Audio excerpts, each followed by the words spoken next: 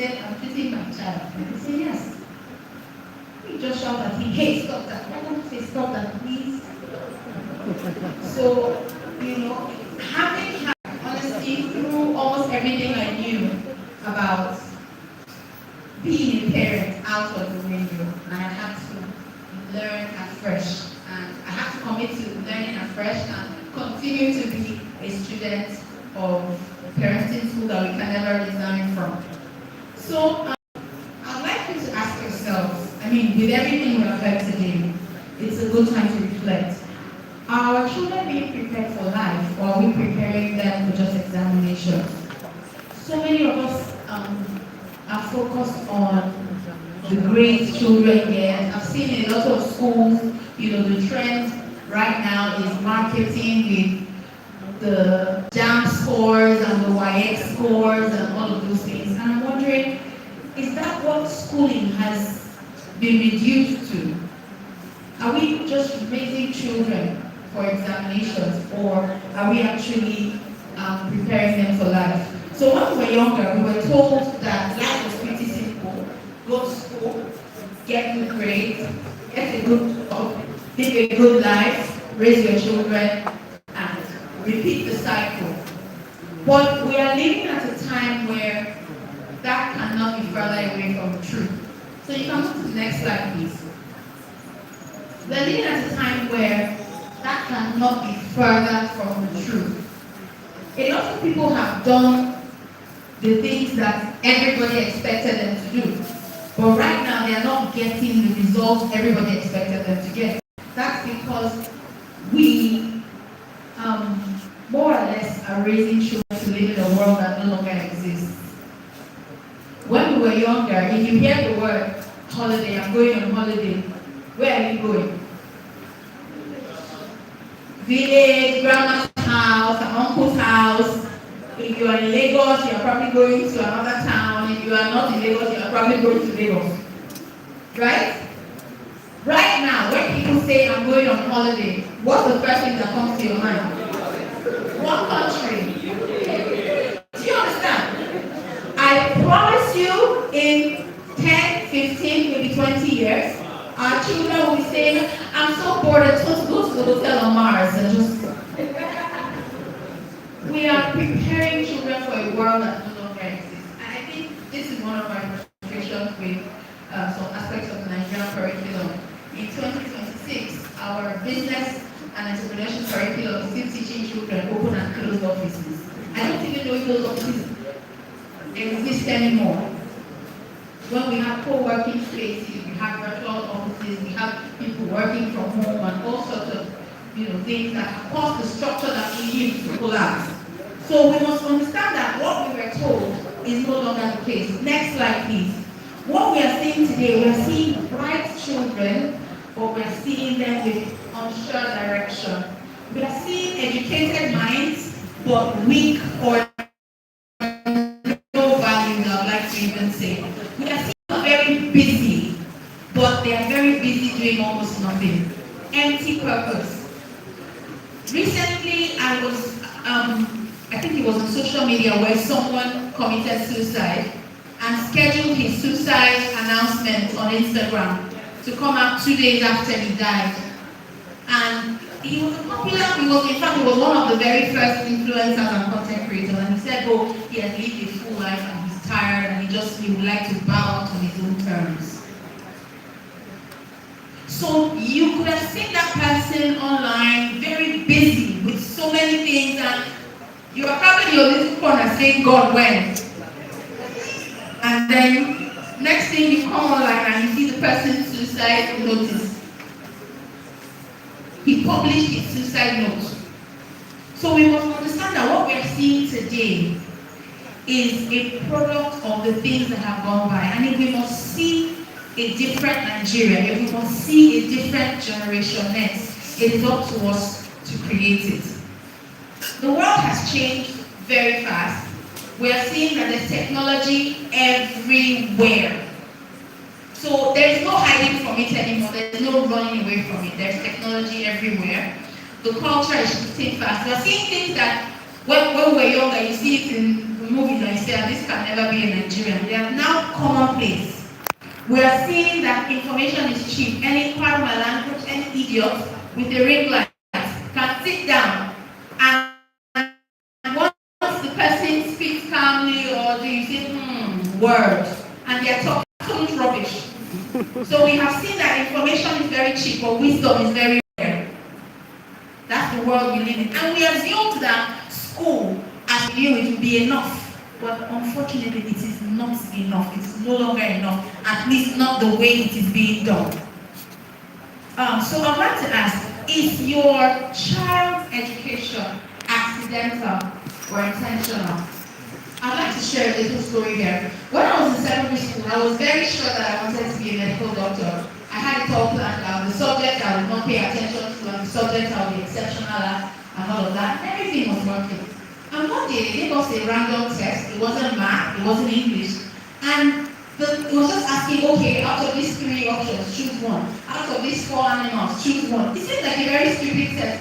But I just did it. And I didn't realize that it was actually testing something until I had to sit down with my guidance counselor. And he told me that test, the results of the test, showed that I was very good with my sciences, but where my strengths really lay would not be in the sciences, that I would be exceptional with anything that had to do with teaching or anything that had to do with business. That so I can consider being a teacher or working with a consultancy or just being an entrepreneur. And I said, God forbid, it's not my portion. My teachers, the last time I went to my secondary school when they had an educators camp, so my teachers were still there and they were now heads. They had a good laugh. They said, you came for what? Educators camp. What are you doing? You are a teacher. And a consultant, they had a really good laugh because, I was so sure that they were wrong. And so, luckily enough, the school put their foot down and they spoke with my parents, and my parents spoke with me, and then I decided, okay, I'll go to commercial classes, I will be a bone in their throat. So I set out to be the most stubborn student they ever had. And I was so small that they almost didn't know what to do with me. But I'm very glad that they were intentional about finding what our strengths were. I had a classmate at the time. All he needed to do was see a musical instrument. He just needs to see it. In 5 minutes he would play. He could play anything.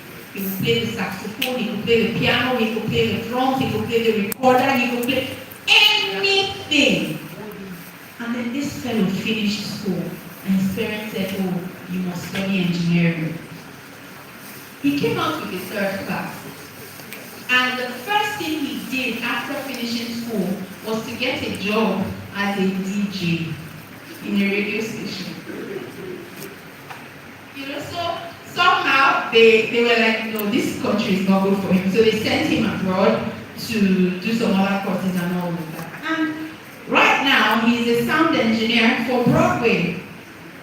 He engineered their sound, their music. He found his way back to what he loved. Yes, he took the skills that they taught him, but he found his way back. And then that's his major job. His side gig, he plays pianos and any instrument you would like him to play at your wedding. Right? So at the end of the day, were they accidental with him or were they intentional?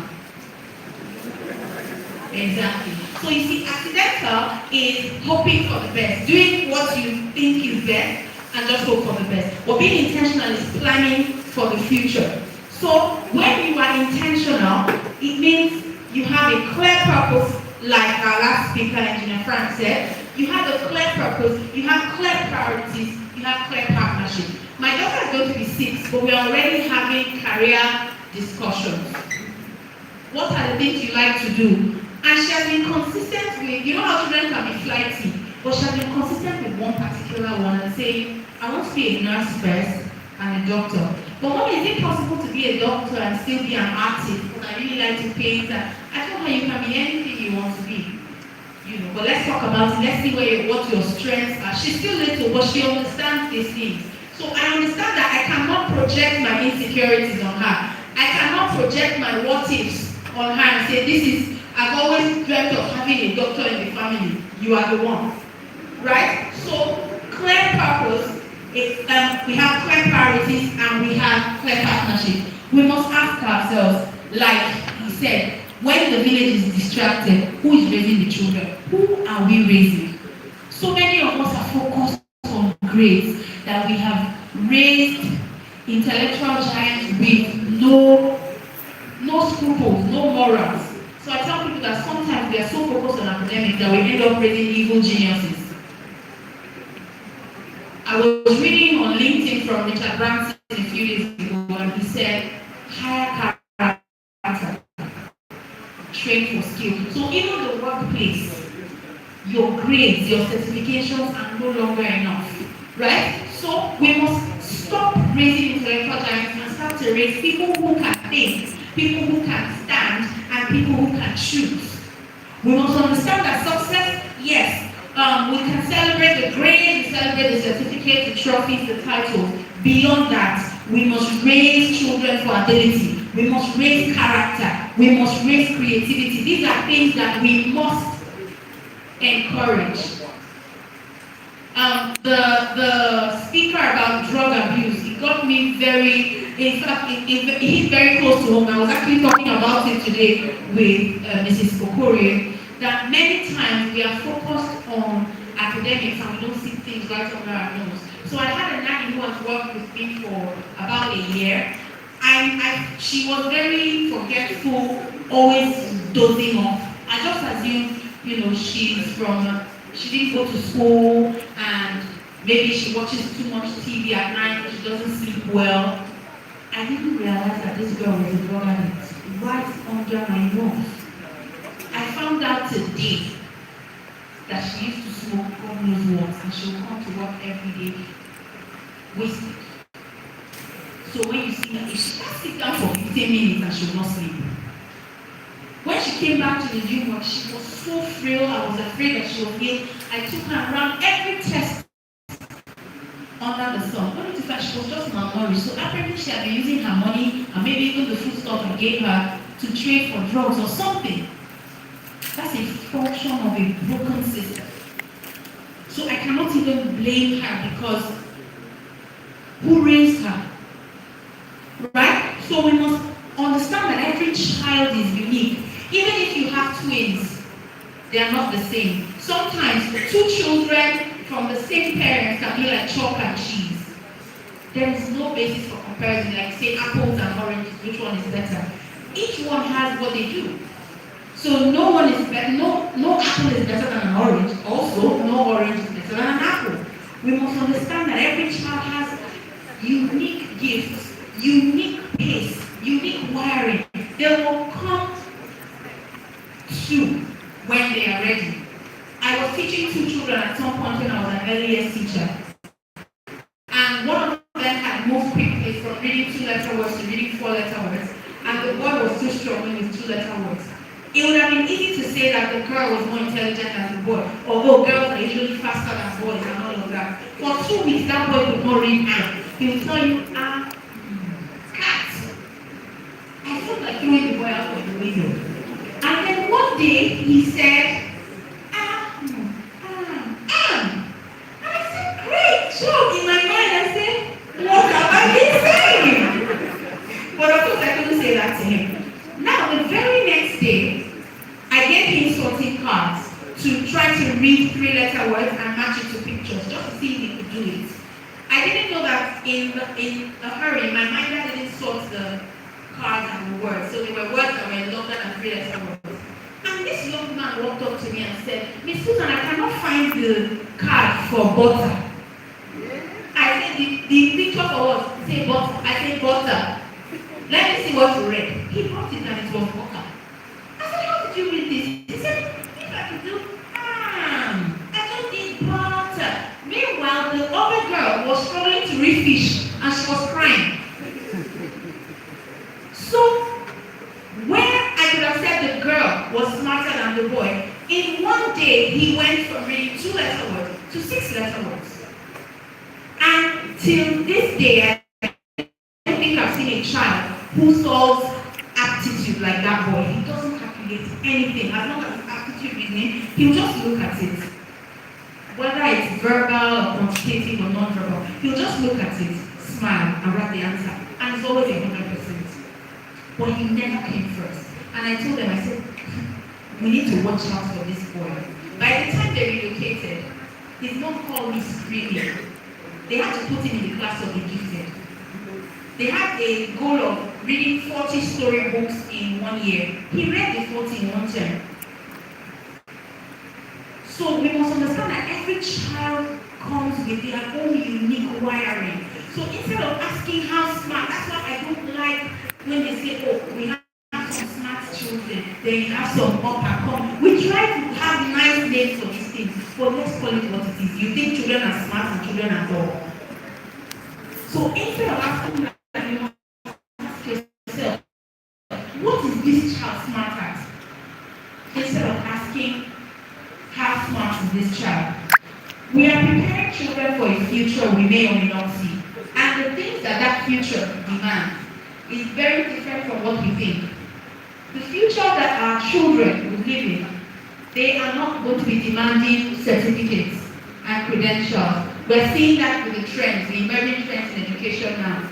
Companies are looking more at micro-credentialing, they're looking at nano-learning, they're looking at your learning portfolios, and we are focused on grades.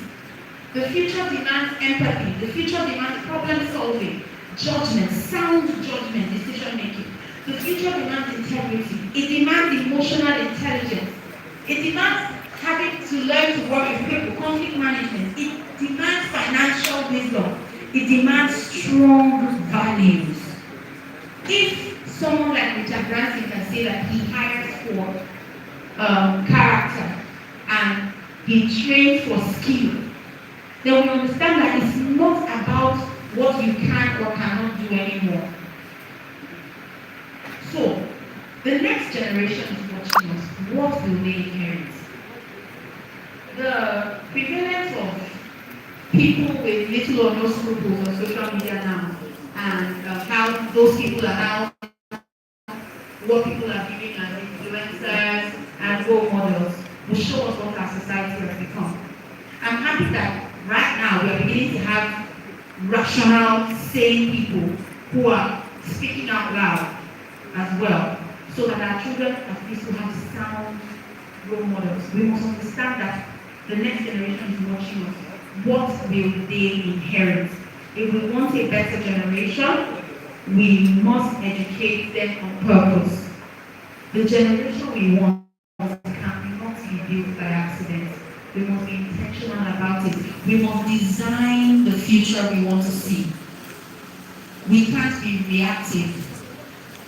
We must be proactive, and we must move from problem solving to problem finding. Even finding the problems before they come and creating the solution. We didn't know we needed Facebook before Facebook came. We didn't know we needed Instagram before Instagram came. So we must be intentional. I'd like us to say this together. 1, 2, 3, go.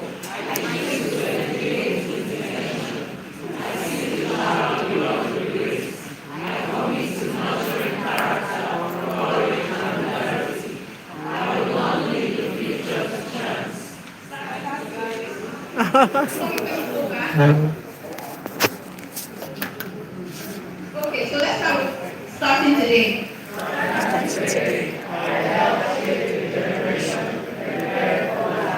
So help us, God. Thank you very much for your time.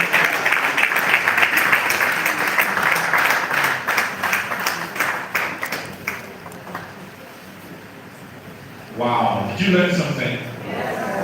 We didn't know we needed Facebook until Facebook came, right? Very true. Let's give out the Train the Trainers Summit salute.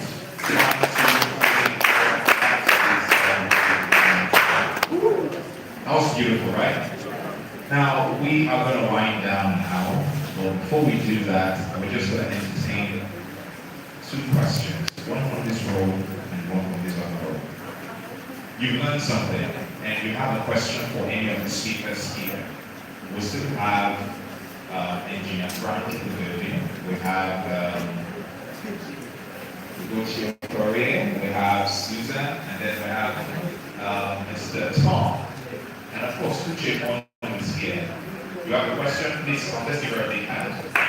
So you are representing this constituency. Let's have somebody from this side of the hall. We're winding down, so I hope your question is to one of the people here. Okay, just over. Let's have one person. Somebody from here. Somebody from here. Okay. Anybody here? No question from here. And you're home. Okay. You, right? Somebody? Okay. Let's give the gentleman there. I think it's in a balance. We'll have one male and one female. Please hurry, hurry.